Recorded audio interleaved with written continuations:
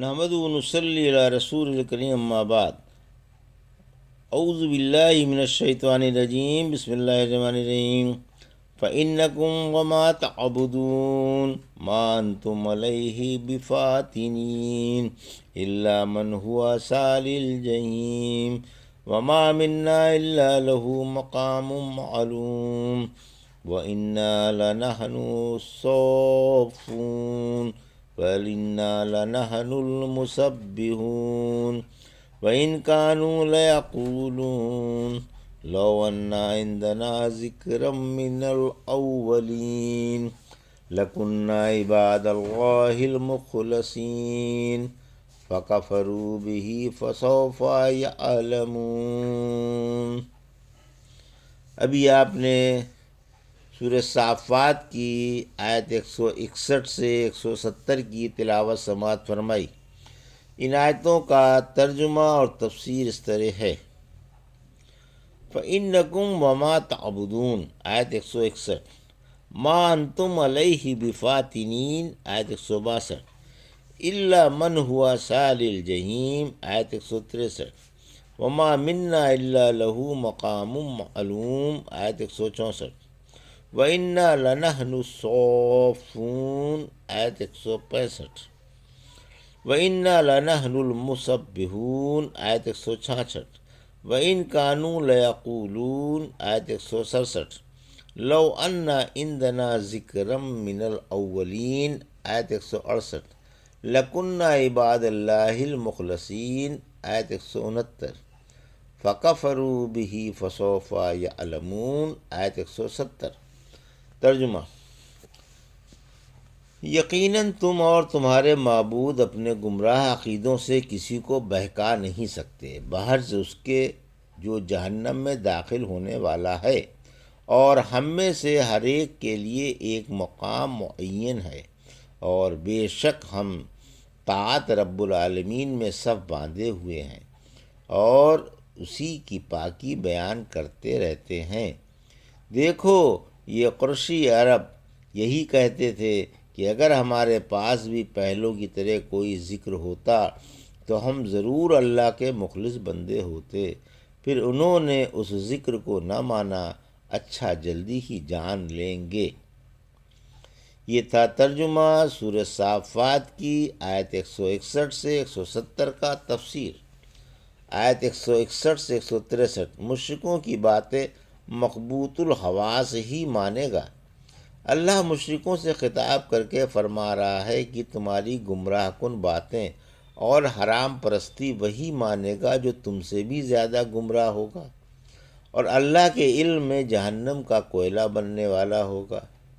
سورہ اعراف کی آیت 179 میں فرمایا، ان کے دل ہیں لیکن سمجھ سے خالی، ان کی آنکھیں ہیں لیکن دیکھنے سے محروم، ان کے کان ہیں مگر سننے سے دور، یہ تو نرے چوپائے ہیں بلکہ ان سے بھی گئے گزرے، یہی غفلت میں ڈوبے ہوئے ہیں۔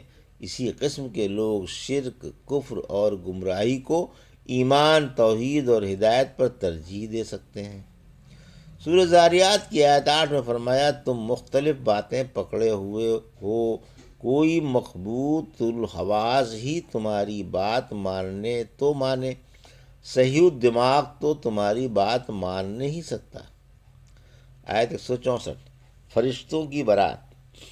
ان مشرکوں نے فرشتوں پر جو الزام لگایا اور کفر کی ان کی طرف جو نسبت کی تھی، اللہ نے اس سے ان کو بری قرار دیا، اور یہ جو ان پر طوفان اٹھایا تھا کہ وہ اللہ تعالیٰ کی بیٹیاں ہیں، اس کو بھی غلط قرار دیا، اور فرمایا کہ فرشتے عرض کرتے ہیں کہ ہم میں سے ہر ایک فرشتے کا آسمان میں عبادت میں ایک مقام ہے جس سے کوئی آگے نہیں بڑھ سکتا۔ ایک دن رسول اللہ صلی اللہ علیہ وسلم نے اپنے ساتھیوں سے فرمایا، آسمان چرچرا رہا ہے اور اسے چرچرانا چاہیے بھی، اس میں ایک قدم جگہ بھی ایسی نہیں جہاں کوئی فرشتہ رکوع یا سجدہ کرتا ہوا نہ ہو۔ پھر آپ نے یہ آیت میں پچھلی 2 آیتوں کے پڑھی۔ آیت 165، نماز میں صف بندی کا بیان، یعنی اللہ کی اطاعت و فرما برداری میں ہم صفیں باندھے ہوئے کھڑے ہیں۔ ولید بن عبداللہ فرماتے ہیں لوگ نماز میں صفیں نہیں باندھا کرتے تھے یہاں تک کہ یہ آیت اتری، پھر نماز میں صفیں باندھی جانے لگیں۔